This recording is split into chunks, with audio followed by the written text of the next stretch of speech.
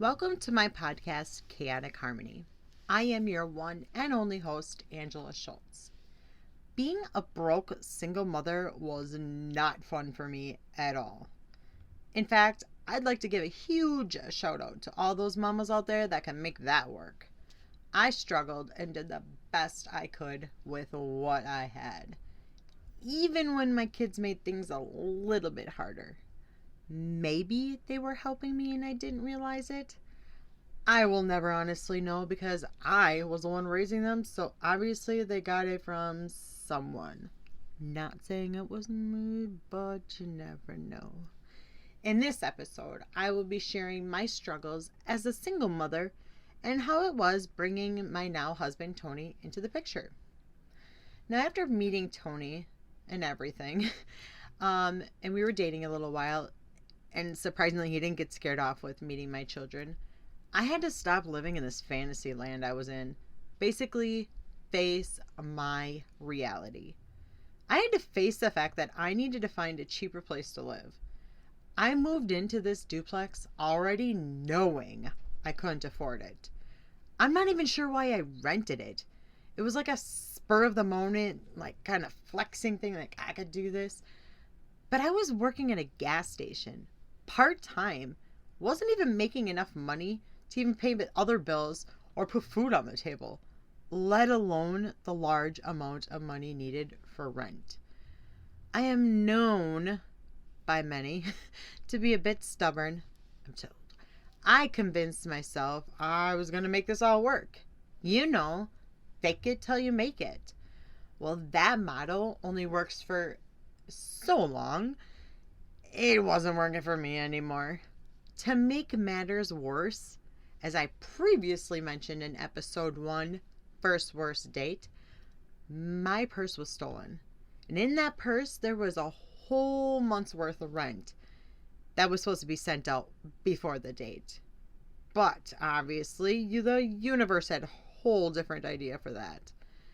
I was already drowning in debt, so having that money stolen hit me hard. Having to admit out loud that I couldn't even afford my duplex and just about everything else hit me even harder. I had pride, kinda, I guess. I had to try so hard to make everything work out. I mean, I really loved my place. I didn't want to move. Hell, I even went as far as asking Tony to move in. I thought maybe if he moved in, he could help me with the bills and I wouldn't have to move at all. To this day, Tony and I both agree to disagree on my motives at that time.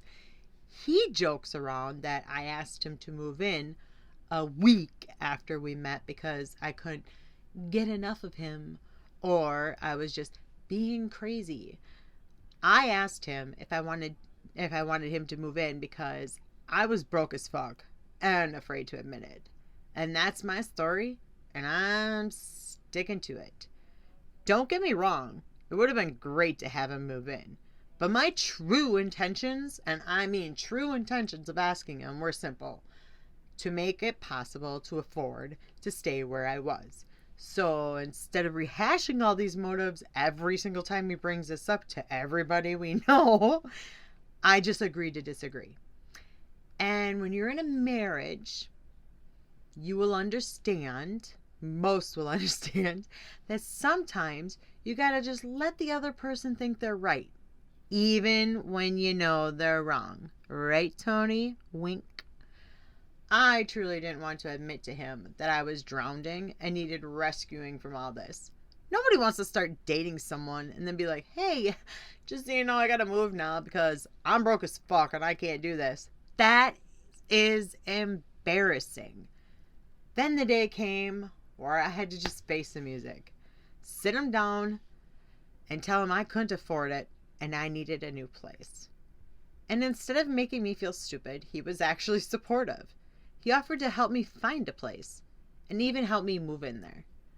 I needed help in more ways than one. That I will agree on. I would like to say it took about 2.5 weeks or so to find a new place and do a walkthrough. I didn't want to get the, oh, it's a single woman, so I'll take advantage of her bullshit. So I brought Tony with to just check it all out. The manager walked us through the apartment, and I loved it. It was an older building, and I'm a huge fan of older buildings. Oh, and those hardwood floors, which is one of the reasons why I love older buildings.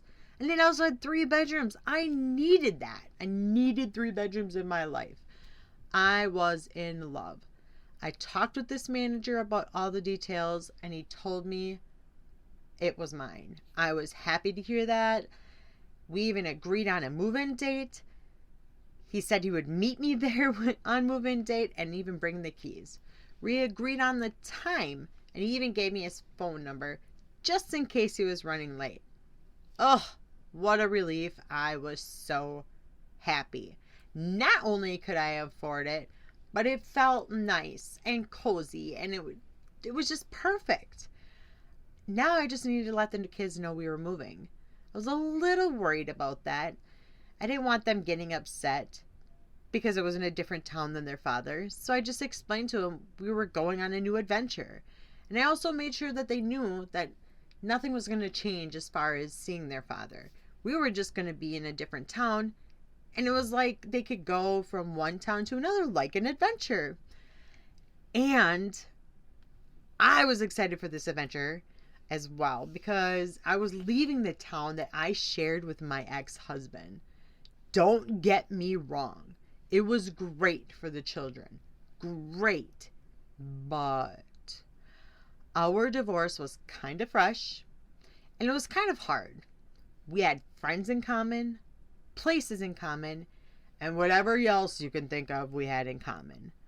When I moved to this new town, I was no longer going to be surrounded by my ex-husband's friends. I was going to be able to live a life without supervision. Every move I made was going back to him. It was so frustrating. At one point, I thought I should just freaking call him whenever I took a shit, just to save everyone the time and energy in babysitting me. I'm pretty sure there's other divorced people out there that can relate to that. With all that being said, the next thing for me to do was the dreaded packing. Ugh. I just kept telling myself, 1 box at a time. 1 box, Angela, just get 1 more freaking box. In a blink of an eye, it was the big day. Moving day. I was so freaking ready to go.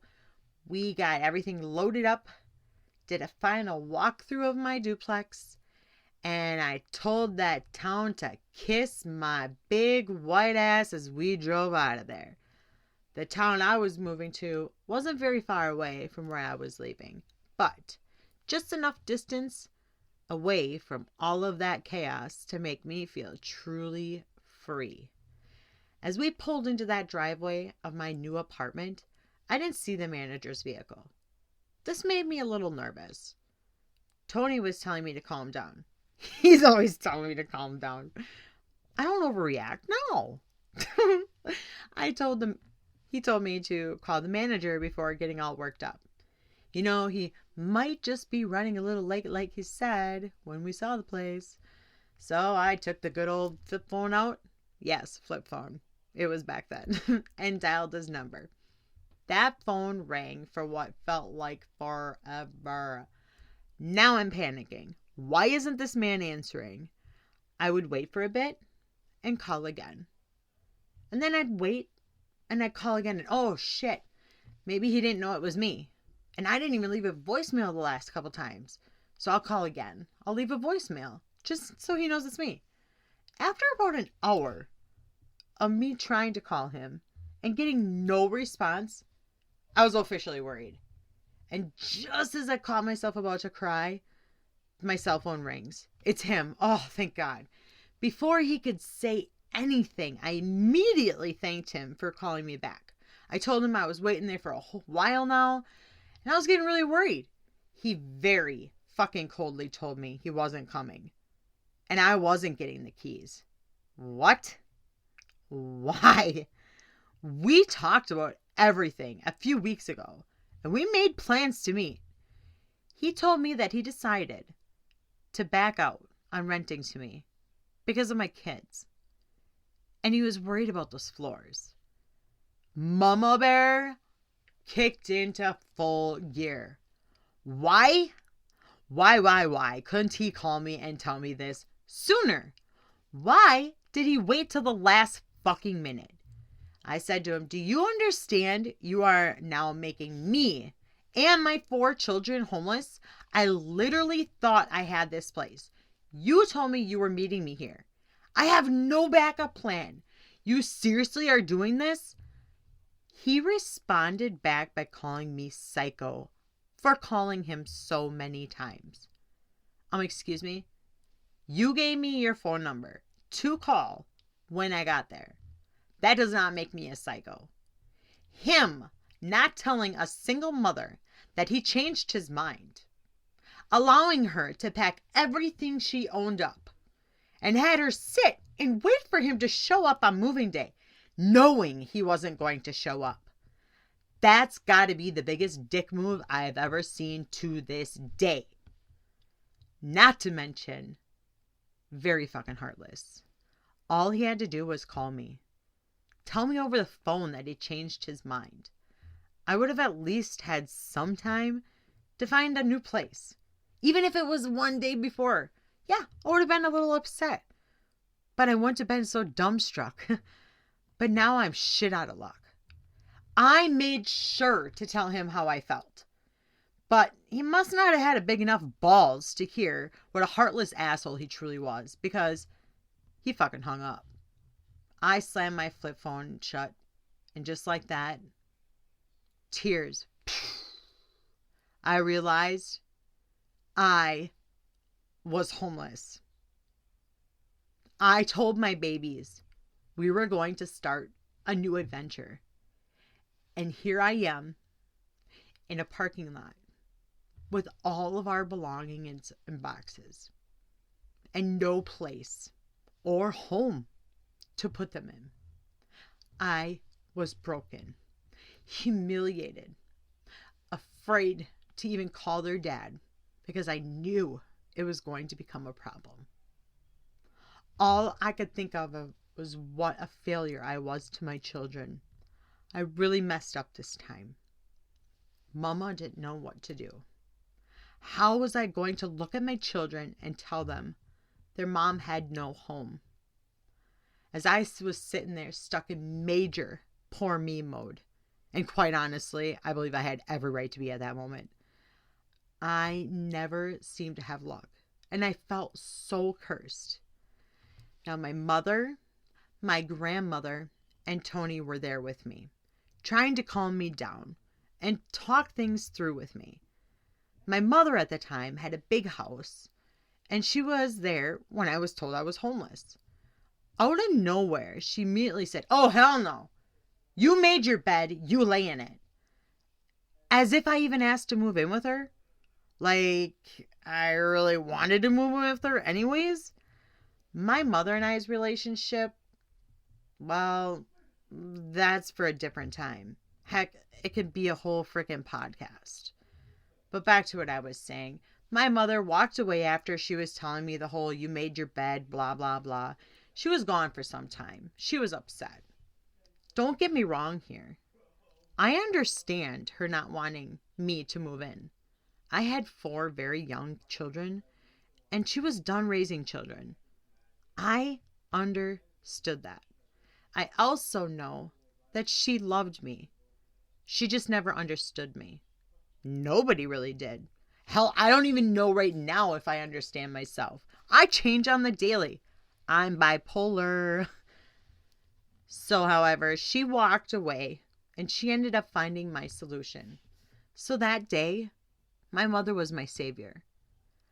I would be lying to myself if I said she was probably not jumping for joy, or jumping for joy as well, because then I wouldn't be even asking her to stay for even one night. But none of that mattered though, because as she walked away after getting upset, she walked past a building close to my apartment that I was supposed to get and saw a for rent sign on a glass door. She knocked on that glass door and asked about the apartment for rent, even explained my situation. My mother was told to bring me over to the building she found so I could meet the person and we could talk. As I got there, I saw this cute little old lady standing in her apartment, and she very politely asked me to come inside and fill out an application. This cute little old lady was the landlord to the entire building. I couldn't believe it. The reason why I couldn't believe it is she was really old and she was managing this whole thing. Her apartment was also really nice. I had to sign that application. For one, I was homeless. Two, she seemed really nice. So after signing my name and handing her the application, she saw my maiden and last name, looked at me up in surprise. She asked me if I was related to a couple she used to know from her church. And sure enough, I was. My great-grandparents were very long members of the church she was a member to as well. She told me she just loved my great-grandparents, and she definitely wanted to help me. Within 2 hours of being homeless and feeling helpless, I now had a place to call home. All because my mother took a walk to cool down. And I couldn't have not been more grateful. My mother saved me. And I also couldn't thank this cute little old lady enough either. I knew I was going into this apartment sight unseen. Lease signed, money handed out, and all of that sounded scary. But not as scary as being homeless. So, fuck it. Let's do it. I've always made do with whatever I was given in life, for the most part. I am woman though, so I do whine. I whine a lot. With the keys in my hand, I walked out of the new landlord's apartment and went over to my new home. My door was very close to hers, but I had to remind myself I wasn't homeless. Once the key unlocked my new place, I instantly wanted to crawl into a corner and cry. Better yet, I wanted to call that dickhead that screwed me over and say, "Thanks a lot, asshole." The smell of cat urine was so strong that it could sting your eyes. The front door was clear glass, so you could see right through my living room. The kitchen? It looked like someone died in it. And then there was carpet in the bathroom and in the shower. Now, that wouldn't be so bad, but it was all moldy. I was standing there staring at my situation, trying to come up with a plan. How was I going to make this work? For me, but more importantly for my children. Now, I have this obsession with cleanliness. I always need things clean. I need to have order. Things need to be in places they're supposed to be put in. If they're not, I get a little bit annoyed. Okay, it's more like OCD. Not the switching lights on and off 100 times, but the other very annoying habits my family gets frustrated with, like cleaning. So seeing the mold, smelling the piss, and seeing that kitchen, I just about lost it. And then I hear the cute little old lady's voice. I never saw her walk in or hear her knock, but I just chalked it up to her wanting to see if I liked the place. I asked her about all those issues I just saw, and her answer was she had it cleaned. And if I wanted to, I could clean it also. Well, thank you for the permission, I guess. Good thing I didn't have many items to move in, because I needed a lot of time to do some serious damage control before I could even think about having any of my things taken out of boxes, or better yet, having my children come in. I shampooed that carpeting 4 times, if not more. Every time I did, it got a little bit better, but that smell, that cat piss was still there, but not as strong. Suck it up, Buttercup. That's all I kept telling myself. If I did, it might come true. Also, I have a roof over my head, so what the hell am I crying about? Cat piss or not, it didn't matter.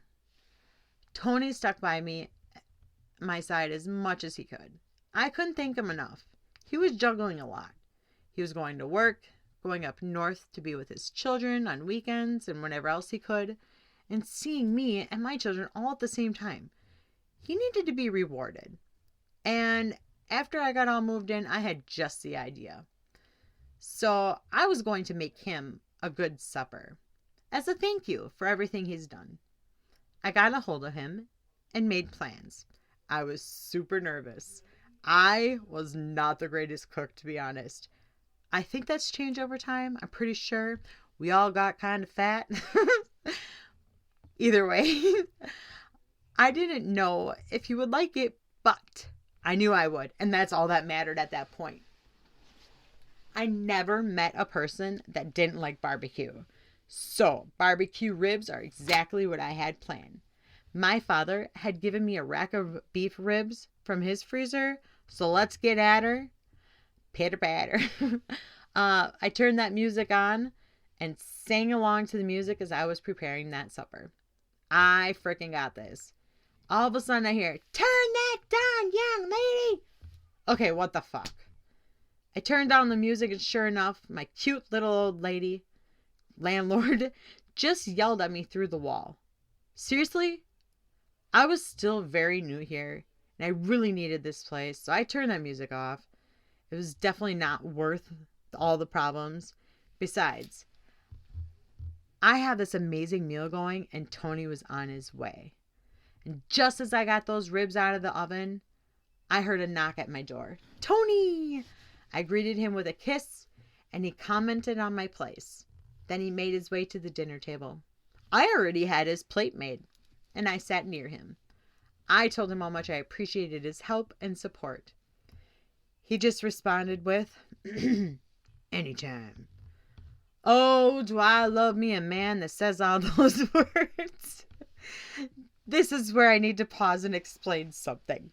The entire time we dated up to this point, neither of us have cooked for each other. We went out to restaurants or got some fast food. It was always food that was simple and easy to eat. What I'm getting at is, I never showed him my love for barbecue outweighed my manners or the lack of give a fucks I had about what I looked like while eating. Give this farmer's daughter a rack of ribs and she turns a savage. So back to where I was. He starts eating and he asks for a fork. I got him one, thinking, what the heck? But I went back to my business. Why does this man need a fork? I don't understand. I grab each side of the rack of ribs with my fingers and I just start eating at it, as if I was making love to it. Then I get this feeling like someone's staring at me. I look up to see Tony staring at me. I'm like, "What?" He goes, you have barbecue everywhere. Like all over your face. And I don't know, but you even have it on your forehead. I just started laughing it off like it was no big deal. I wiped up whatever I could feel on my face and went back to eating. And while I'm still eating, I'm telling him, I just really love this freaking barbecue. Yeah, I can see this. He says, I look over at him cutting up his shit with a fork and a knife, and I'm like, I want to feel shame. I mean, I had a fork. It was by my plate, but it was for the mashed potatoes. But I couldn't have any shame. This is how I eat my ribs. Like it or not, I don't care. And once supper was done, I went to the bathroom to wash my face. And that's when I realized, wow, I really did have it all over the place. And on my forehead, it was on my nose, it was everywhere. I did not care. I still had no shame. I just cleaned it up and went back to him. I thought our first homemade meal went great. Never did I ever think that almost 15 years later, I would still get picked on for that damn barbecue. If I order anything, anywhere, even if it's at home and I'm making it, and it has barbecue on it, I will be eating and he will start pointing at my forehead when I'm eating as if there was something there. And I laugh, but at least I didn't hide it that day. I could have. But he has seen so much crazy already, might as well just throw it all out there. What was for dessert? Glad you asked. I was dessert. It was great for the both of us until we hear my landlord not only yell but knock through the door. Stop being loud! This landlord is going to start pissing me off. She is becoming less and less cute. I didn't want her to be mad, and I definitely didn't want any problems right away. But this yelling through the wall was already not cool. Angela, calm down. You got this. She will stop. I wasn't even being loud, I don't think. But she's old. So hang in there. She saved you. Just keep telling yourself this over and over. She saved you. Get over it. Then my children came home. And I got to see them and their reactions to their new rooms. They were all so young, they really didn't even care. But they sure did love that long hallway. The very hallway that was the connecting wall to the landlord's place. It was actually really cute though. They would play catch, tag, Simon Says, race each other, whatever their little hearts desired. I loved seeing them happy. This is all I ever wanted. I would even join them in all of this. Till one day my son points behind me and says, Mommy, who is this? I turn and there's the landlord standing behind me. I had that door locked. I was fucking confused. All of you need to shut up. I stood up and I turned my body towards her. I made sure that I had her attention. She turned Mama Bear mode on. Nobody should ever do that. I am just telling you right now. Nobody. I'm all talk. Maybe no show, but still, we aren't there. As I crossed my arms and I held my own, I asked her what she was doing in my apartment.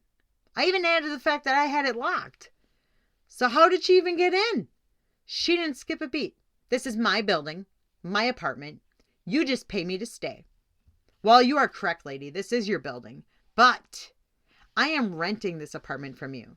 I continued to explain to her that she couldn't even walk in whenever she wanted. There are laws for landlords and renters for a reason.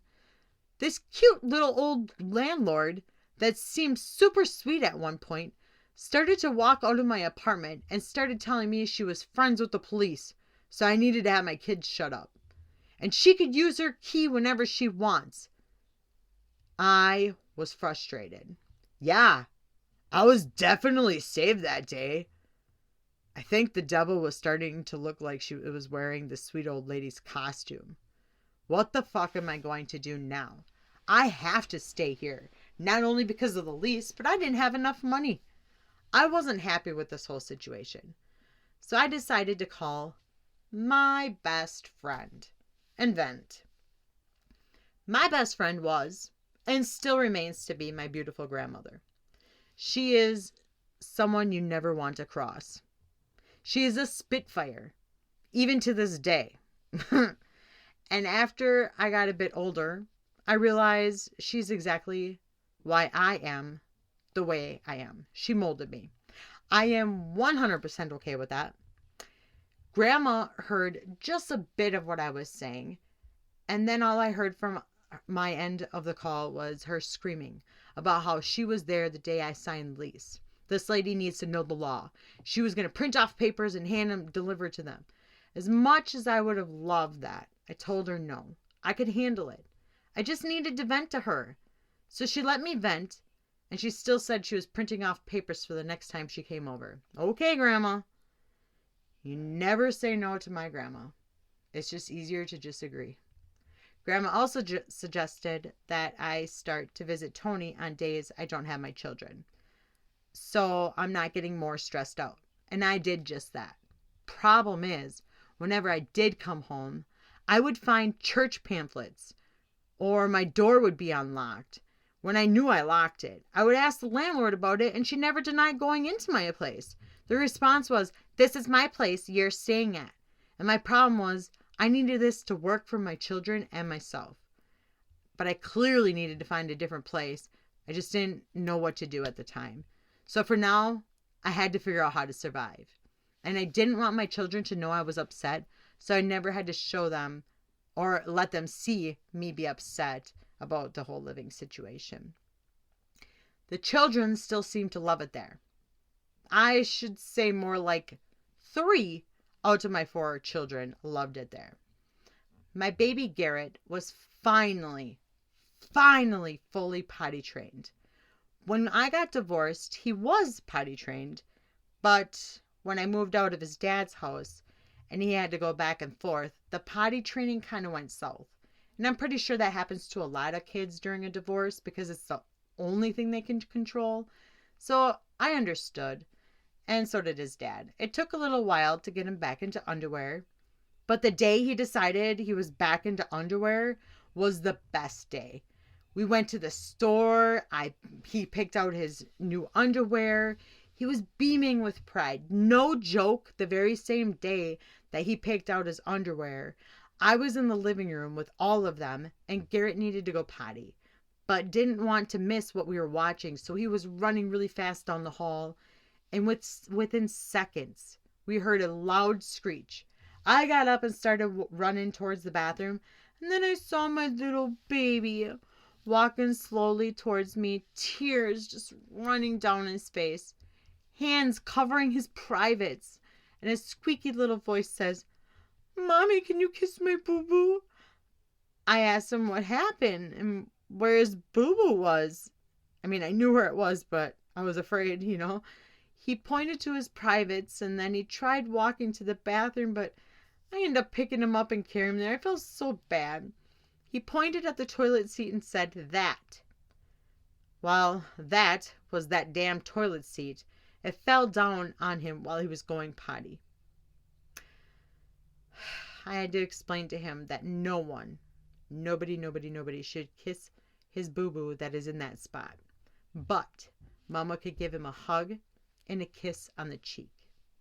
That very day was when he decided my toilet was his worst enemy. He refused to use the toilet. Then would go to Dad's house, and it was like nothing ever happened.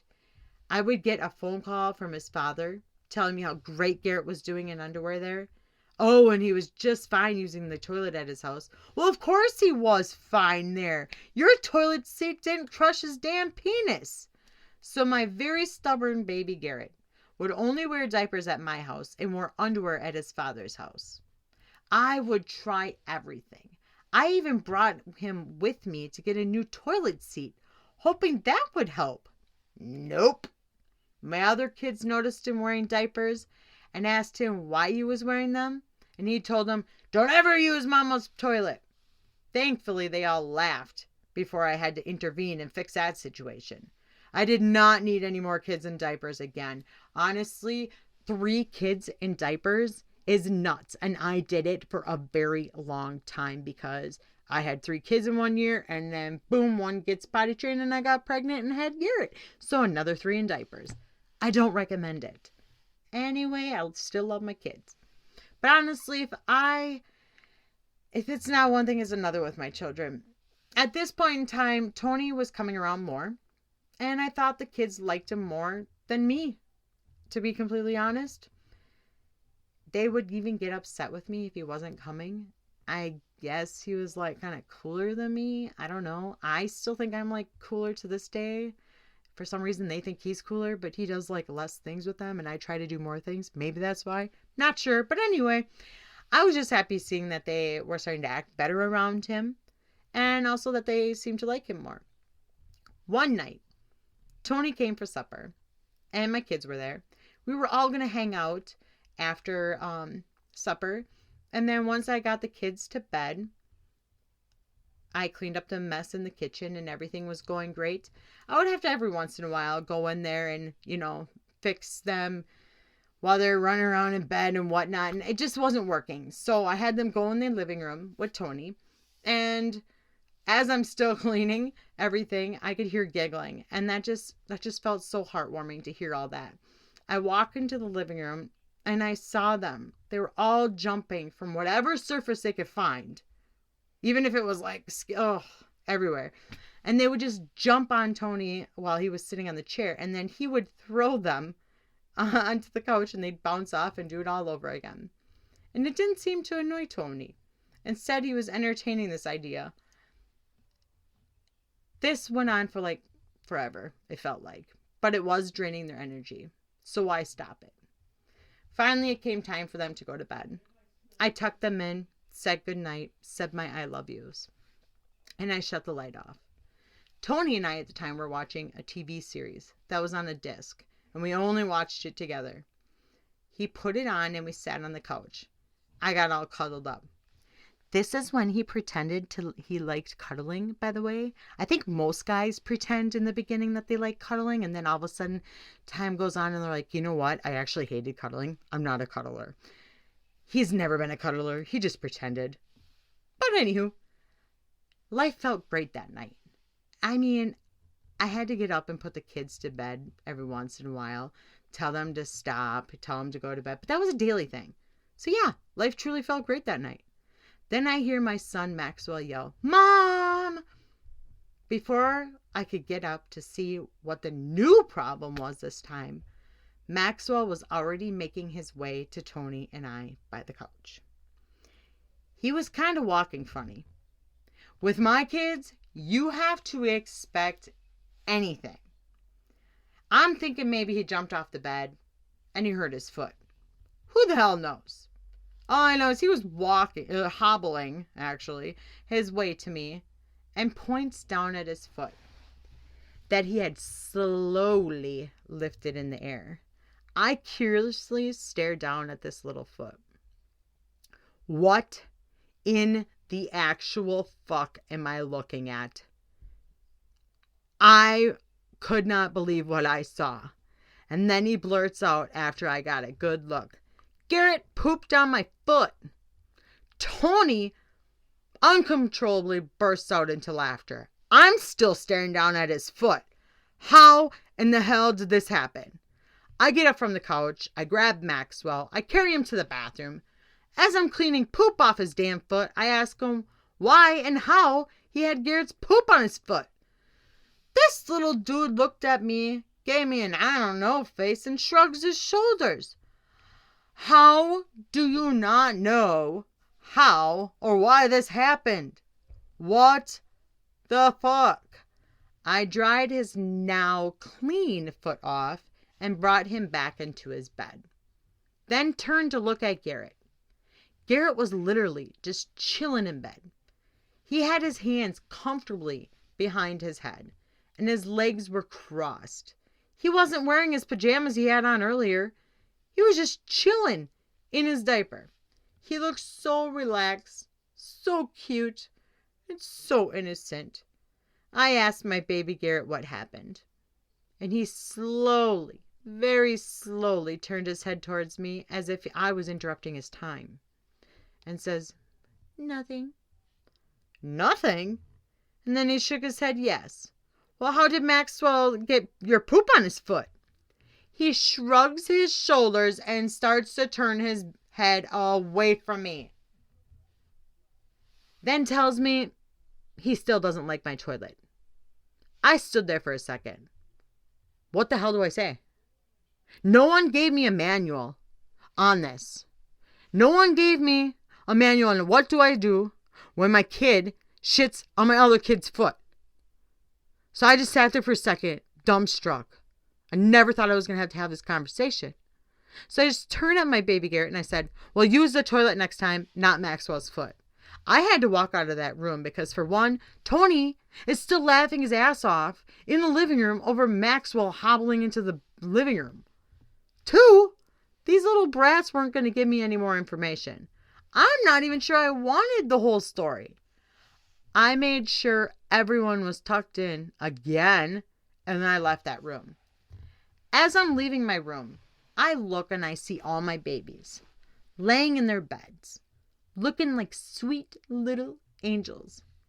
Then I stopped myself from that thought. Wait. My mind did a replay of what just happened. Garrett was wearing pajamas and a diaper when I put him to bed. Garrett had to have gotten out of bed and taken his pajamas off. Maxwell had to have seen all of this happen. Not to mention all the other kids had to have seen it. Garrett had to have said something to Maxwell so that Maxwell would keep his foot out and keep it completely still for all of this to be possible. Garrett would have then had to either move his diaper over to the side or completely take it off.